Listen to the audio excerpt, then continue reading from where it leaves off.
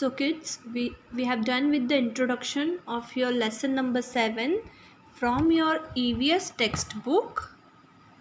The title of this lesson is Places of Worship. So kids, in this lesson we are going to learn about the different places of worship and different religions from India. Okay, so I'll start with the lesson reading. Our country has people from different religions. हमारी country में अलग अलग religion के लोग रहते हैं. We live together in peace and harmony. हम एक साथ रहते हैं सुख और शांति से. पीस मतलब शांति, हार्मनी मतलब सुख. Okay. We respect every religion. In India, we all respect every religion. In our country, Hindu respects other religions, Christian respects the other religions, everybody respects the other religions. It's not like if somebody belongs to certain religion, he is respecting only his religion. No, in our country we have taught since the childhood that we should respect all the religions. हमारे देश में हमें सिखाया जाता है बचपन से ही कि हम सारे रिलीजन्स की रिस्पेक्ट करें. हमारा जो भी धर्म हो, हमारा जो भी रिलीजन हो, हमने दूसरों के धर्म की, दूसरों के रिलीजन की हमेशा रिस्पेक्ट करनी चाहिए. उसको हमेशा आदर देना चाहिए. Okay kids. Different religions have different places of worship. So depending on the religion, there is the place of worship. If your religion is Hindu, your place of worship is temple. If your religion is Christian, then your place of worship is church. So different religions have the different places of worship. अलग अलग धर्म, अलग अलग religions के अलग अलग place of worship है, अलग अलग प्रार्थना स्थल है. place of worship मतलब प्रार्थना स्थल. Okay. A place of worship is a specially designed structure or a space where individuals or a group of people come to perform acts of devotion or religious study.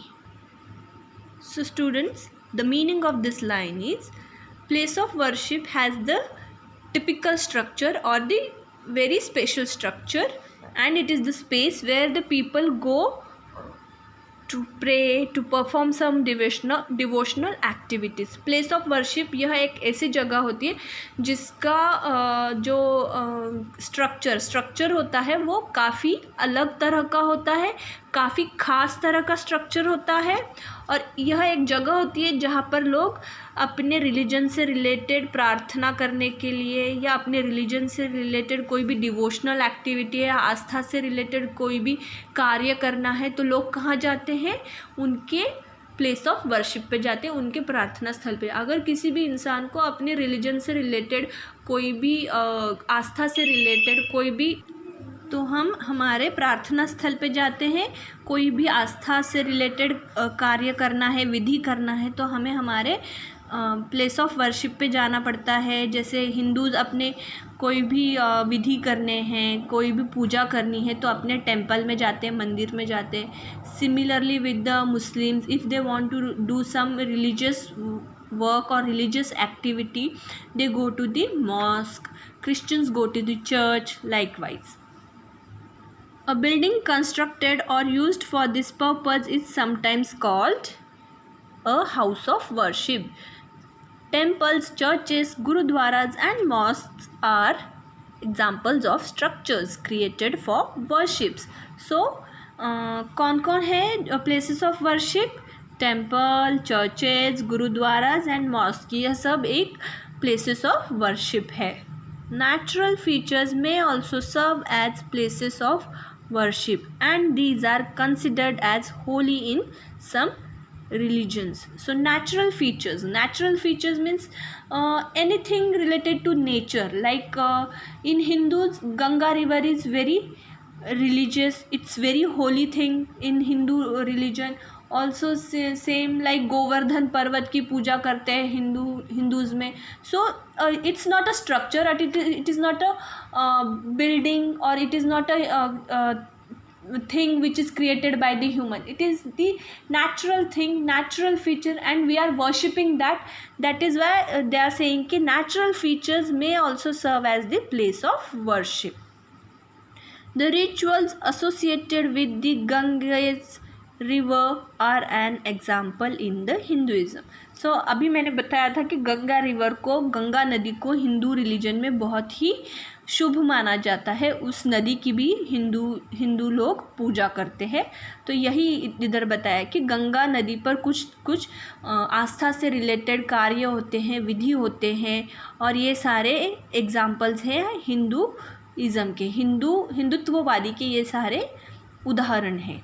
The Hindus pray in the temple.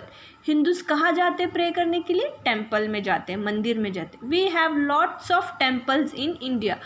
So in India there are lots of temples. If you go in any city, anywhere, you will find one or many temples over there. At least one temple will be there. हमारे देश में, हमारे भारत देश में बहुत सारे मंदिर पाए जाते हैं. A city named Varanasi is known as a city of temples.